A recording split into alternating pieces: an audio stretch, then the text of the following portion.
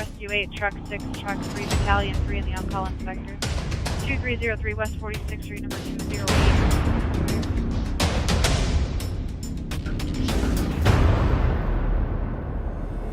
Hi, this is Division Chief Steve Fessler, and on this episode of Sioux Falls Fire, we'll be looking at a few seasonal safety tips. We'll take a look at a new vertical ventilation prop, and we'll be on the scene of a structure fire in the downtown district. That and a lot more on this episode of Sioux Falls Fire. With the holiday season here, a lot of people are going to be looking to get together with family. One of the ways to cook up a turkey here is with a turkey fryer. Today I'm here with Fire Inspector Curt Johnson. We're going to go over some safety tips on how to keep you and your family safe if you choose to use one of these turkey fryers.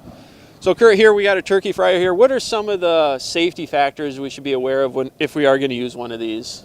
Well, one of the biggest safety factors you got to remember is that, as you can see, the pot of oil is actually in the air. So when you're dealing with safety, you have oil that's in the air. You want to make sure that the children and especially the pets are not around it at all. And as far as being near a building, you want to be at least 15 feet away on level ground. And just like we have here, we have the ideal situation here. We have at least 15 feet away from the building. We are on some level ground here. The grass is green and things like that there. That's what you want to be cautious with, is the unevenness of the ground. And then, of course, with your pets, they're going to smell the oil. You're going to be cooking. You want to keep your pets inside at this time. So, and children, you don't want anybody playing around the oil. Keep your children inside if you can, just at a safe distance away. And we want everybody to enjoy the holidays. And by deep fat frying a turkey, it's one of the fastest way to cook it. You cook the turkey at about 3 minutes to a pound, so it could take you up to anywhere from 45 minutes to an hour, and you have a nice warm holiday meal at that time. So now when we're looking at weather factors, does weather play a factor into all this too? Weather plays a really big factor in it. You really don't want more than a 10-mile-an-hour wind, and as far as rain and moisture in the air, you don't want any water, moisture coming down on top of the boiling oil. What happens then is you'll have the water mixes with the oil, causes steam to come up, the vapors, and then you'll have what's called as a flashover. So we just want everybody to be safe when you're dealing with frying a turkey. Okay, so now let's kind of go over some proper, we got the oil set up here, it's boiling, we're at like 400 degrees. What are the proper preparations to get your turkey ready to be put into the oil? Well, following all the recommendations that I've seen, manufacturers' recommendations and things like that, you bring the oil to about 400 degrees, not any more than 400 degrees. The main thing with the turkey is you want to make sure that the turkey is thawed out, that it is dry, so you want to get rid of all that excess moisture. Okay. But that's the key feature of the turkey when you're putting it in the deep fat fryer, is the fact that it's dry and it's fully thawed. Okay. Now, how much oil are you supposed to put in there? Do you pre-test it with water? Well, what you're going to do is you're going to measure the oil by putting the turkey actually in an empty pot, and then you're going to fill the pot with water, and you're going to measure that water that was in the pot once you take the turkey out. Okay. So put the turkey in the pot, fill it with water covering the turkey, and then you're going to pull the turkey out and measure the water, and that's how much oil you'll have to add. And normally, roughly about 3 gallons. Okay. So as you can see here, Curt's going to be dipping a frozen turkey into this oil. We're at about a little over 400 degrees. And like I said, it is a frozen turkey. So we'll go ahead and put that in the hot oil now.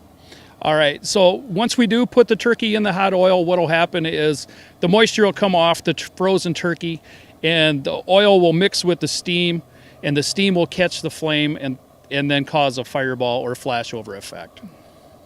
So once again, Curt, let's just go over some of the key basics of when we're doing this turkey fryer, just kind of a recap of everything.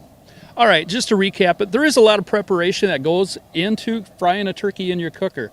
One of the key factors is weather. That goes along with it. Mm-hmm. When you're dealing with weather, you want to have less than a 10-mile-an-hour wind.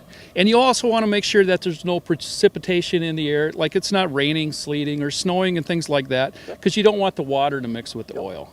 Now, some of the other real safety precautions you want to have are with the children and your pets. You are having oil here that is at a high temperature. Your pets, you want to make sure that they can't go near it so they can't spill it. And you don't want any children to get hurt or anything. Children get curious too. They might be around. Always stay with your turkey fryer. We don't want you to leave it unattended at any time. When you're ready to put the turkey in, you have a thawed out bird, you have a dried turkey, and when you put it in, you want to put it in very slowly. But one of the key factors that you have to remember is turn the flame off before you're putting the turkey in the deep fat fryer. Okay, so turn the flame off. Yep, the flame will be off when you go to put the turkey in the deep fat fryer. You can relight it once the turkey's in there. All right. All right, well, thanks, Curt, for your time, and look forward to having some bird. All right, thank you.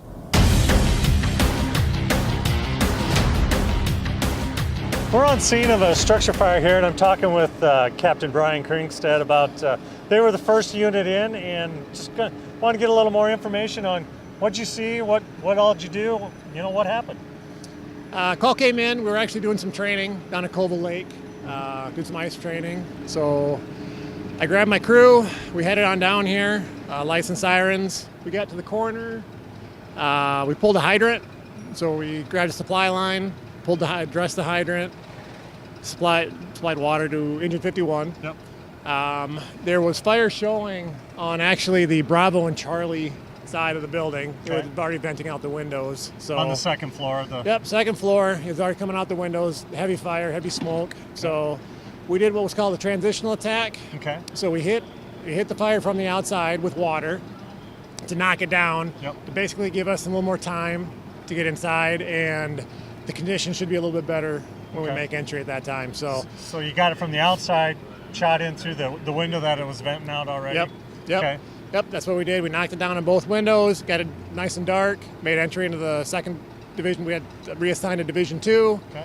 and then made entry up to Division 2. And what'd you find when you got up on Division 2?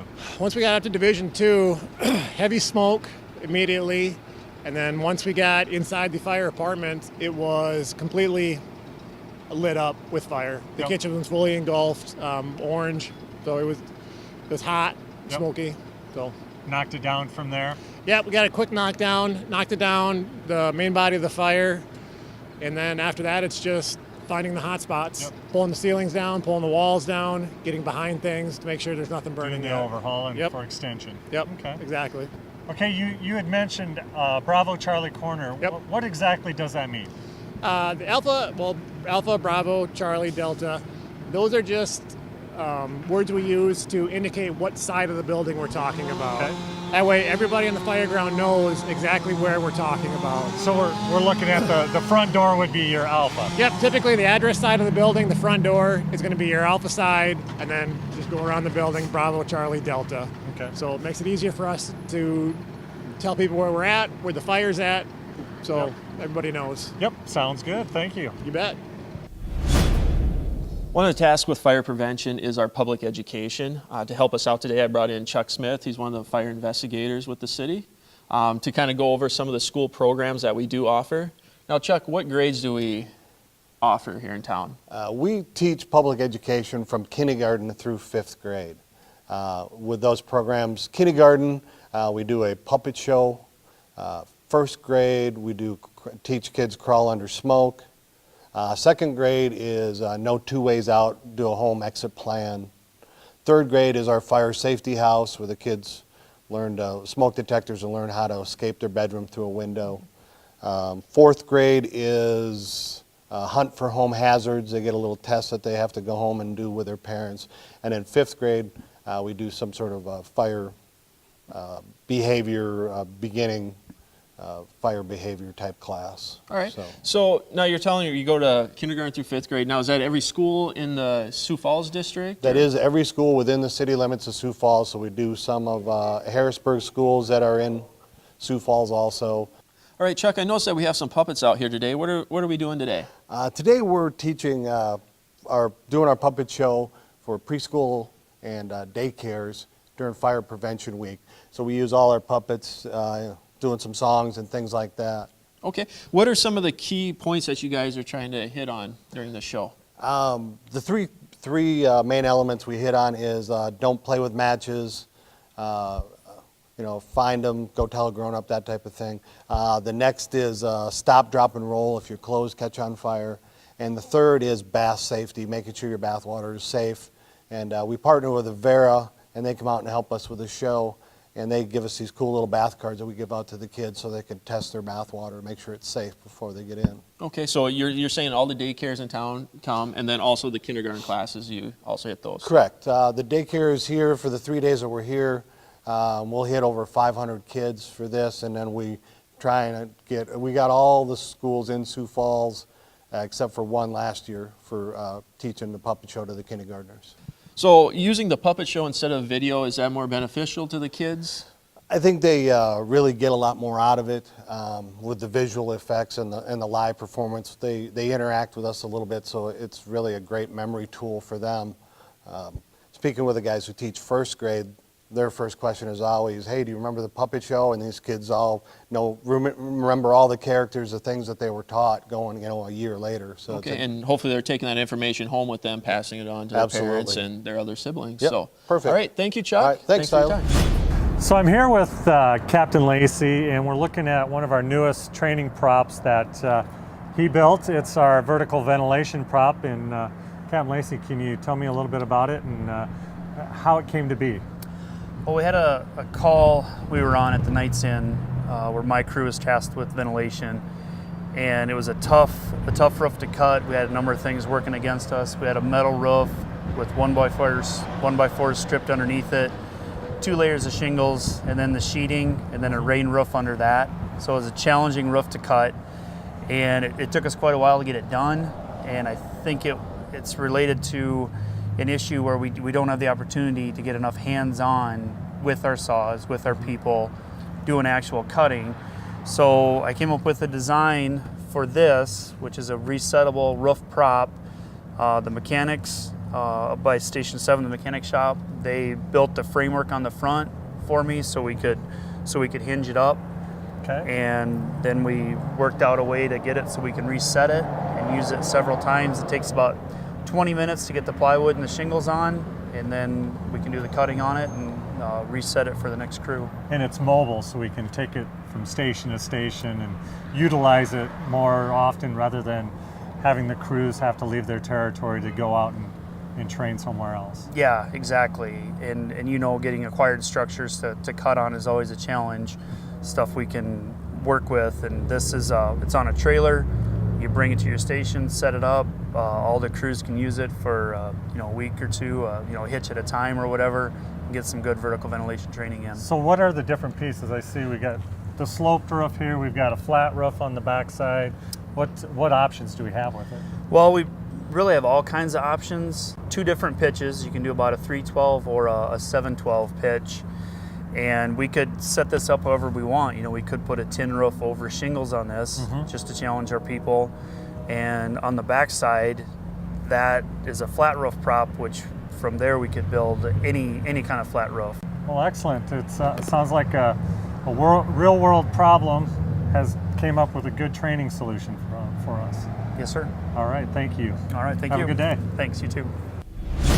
Okay, so we're here with Division Chief Jay Titus. He's our Operations Division Chief, and one of the things that we do with when we have structure fires or different types of large events, we do what's called a post-incident analysis, a PIA. And today we're getting ready to go through one of these with the crews that were involved with a structure fire here in Sioux Falls. And Chief Titus, kind of give me a little indication of what PIA all consists of. Well, basically, we have an independent party, which is your division, that looks at how we respond to the incident and to make sure we're following best practices and see if there's any areas of improvement. And I think the biggest thing that we get out of them is the lessons learned. I've been doing this 29 and a half years, and I can only speak for myself, but I've never ran a perfect incident. So it's always good to have that self-analysis of what can I do better, how can I provide a better service not only to our firefighters and the citizens of Sioux Falls. So today we're looking at a structure fire that happened locally. Do we do these post-incident analysis on every incident that we go on? Not everyone. Typically it has to be either very significant or either something went really right or really wrong that we need to just look at what our actions were. So our typical fires, we usually run those, no issues, and kind of just keep going. But if we have a second alarm type call or anything that escalates, I guess you could say, is when we'll look at doing a PIA for it. Exactly. And really, any incident that's probably a really high risk, low frequency type of call that we would go on. So what kind of things are you looking at for those lessons learned? What are some of the things that pop out? Usually? Well, it would be, were the some of the tasks that we did, were they efficient? Were they the right tasks to begin with? Are they efficient? And the biggest thing is, were they safe? And did we have any safety issues? Because as we all know, it doesn't matter whether it's firefighting, urban search and rescue, hazardous materials, any of the incidents we respond to, they're dangerous enough as it is, and we have protocols in place to try to keep our people as safe as we can. And some of the things are like a near miss, where it's close enough to where there could have been an injury or even worse, but luckily it wasn't that bad. So it's considered a near miss, and that's one of the areas we look at too also. Exactly. And so here in the city, we have a policy where the city actually tracks near misses themselves. And then there's a national near miss website that you can go to. And that's part of our policy if we have a near miss, is you go to that website, you enter the information in, and then all that information is made available nationally to all fire departments. So hopefully they can learn off some of the stuff that we've done, and we can go to that same website and learn from different things they've done. Awesome. So really it comes down to being the most effective, most efficient, and as safe as possible. Correct. Yep. Want to be the best that we can be. All right. Thanks, Jay. Thank you, Steve. All right. Thank you for watching this episode of Sioux Falls Fire. If you'd like to learn more about Sioux Falls Fire Rescue or have questions, go to siouxfalls.org/fire.